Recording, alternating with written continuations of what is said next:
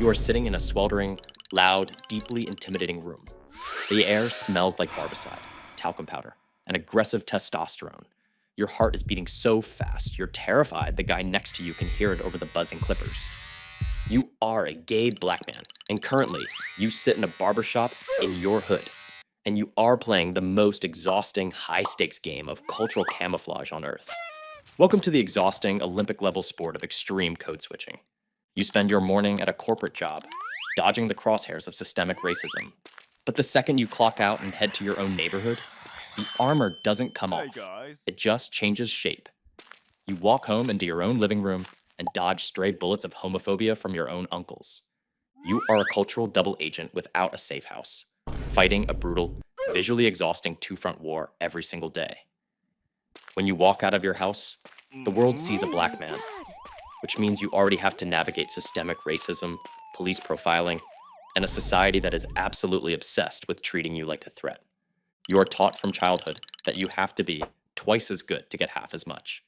And you realize you have to be twice as masculine just to get basic respect. You aren't just in the closet.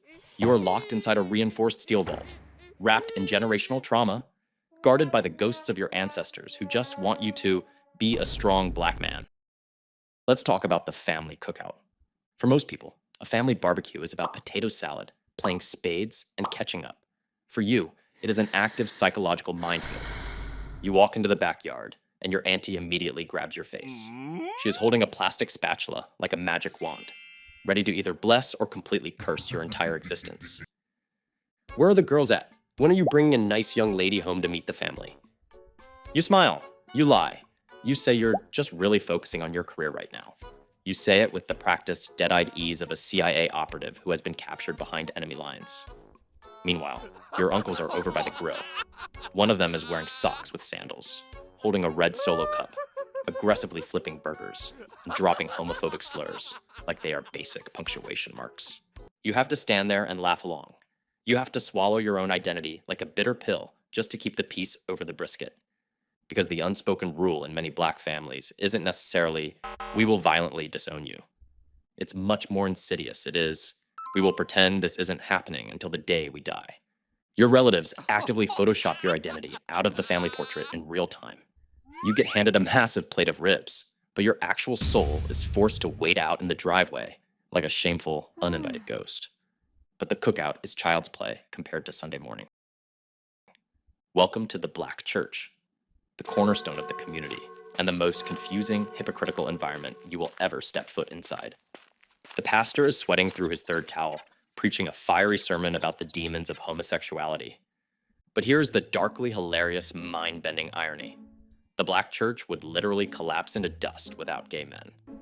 The guy playing the dramatic organ chords? Gay. The choir director? Gay. Half the tenor section and the impeccably dressed usher? Gay, and extremely gay. It is a hostage situation with incredible acoustics. You are literally passing the golden collection plate to fund your own spiritual execution. You get a standing ovation for hitting a high note and a direct eviction notice from heaven before you even sit down.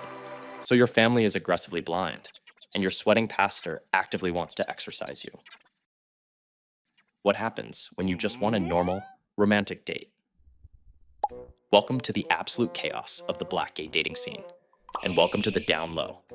You open Grindr or Jacked, hoping to find a connection, maybe a date, maybe just some honesty.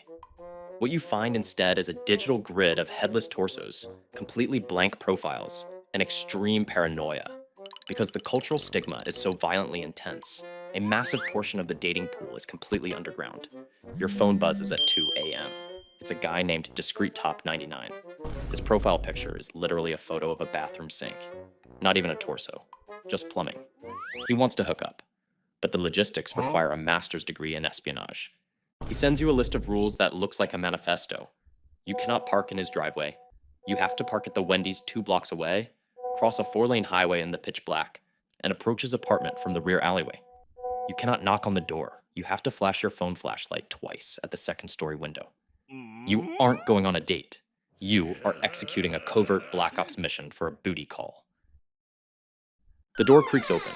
It's the loudest, most aggressively homophobic guy from the barbershop. He's wearing a silk robe, sweating heavily, and frantically shushing you while pointing at a bedroom door because his wife and 3 toddlers are sound asleep inside. It is a high-stakes, hyper-sexualized nightmare. The DL culture is a cultural trauma response disguised as a kink. These are men who are so terrified of losing their cultural man card, so terrified of losing the respect of the barbershop and the church, that they compartmentalize their sexuality into dark, secret, heavily guarded boxes.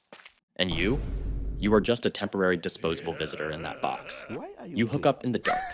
It is intense, it is secretive, and it is entirely devoid of emotional intimacy. As soon as it's over, the guilt hits him like a freight train. The hyper-masculinity snaps violently back into place. He physically rushes you out the back door. He doesn't say goodbye. He treats you like radioactive waste. And the sickest part? If you see him at the grocery store the next day, holding his wife's hand, he will look right through you like you are made of glass. You are aggressively fetishized in the dark, but completely invisible in the light. And if you get sick of the secrecy, if you decide to try dating outside the culture, if you swipe right on some white guys, congratulations, you've just entered a whole new circle of hell, the fetish zone. To them, you aren't a complex human being. You are a stereotype they saw in a rap video. They message you using horrific, cringe-inducing slang that makes your skin crawl. They don't want to get to know you. They want to conquer you. They expect you to be a hyper-aggressive, dominant thug straight out of central casting. They want you to wear a gold chain, scowl, and basically role-play a scenario that feels uncomfortably close to a 1990s crime documentary. You are treated less like a romantic prospect and more like an exotic zoo animal they want to take a digital selfie with. Or, conversely, society expects you to be the hyper-feminine, sassy, finger-snapping best friend from a Bravo reality TV show. There is absolutely no room for you to just be you. You are a black man who happens to like men. Maybe you like anime. Maybe you listen to indie rock. Maybe your idea of a wild Friday night is baking sourdough bread and playing video games. But nobody wants that. They want the caricature. They want the cultural costume. You are constantly forced to choose which part of your identity you have to amputate for the comfort of the room you are currently standing in. Around your white gay friends, you feel too black. You have to tone down your culture, explain your hair, and bite your tongue when they make highly questionable jokes. Around your straight black friends, you feel too gay. You have to tone down your authenticity, lower your voice, and aggressively perform masculinity just to stay in the circle. You are a cultural chameleon who is rapidly running out of colors. So eventually, you face the ultimate crushing ultimatum. The pressure builds in your chest until it feels like your ribs are going to snap. Do you stay or do you leave? You realize that in order to truly, authentically live as a gay man, to hold someone's hand in public, to bring a partner home for Thanksgiving without it turning into a theological debate, you might have to step away from the very community that taught you how to survive in America. The community that gave you your rhythm, your resilience, your soul, and your safety from a racist world. But if you stay, if you keep playing the game, you slowly suffocate.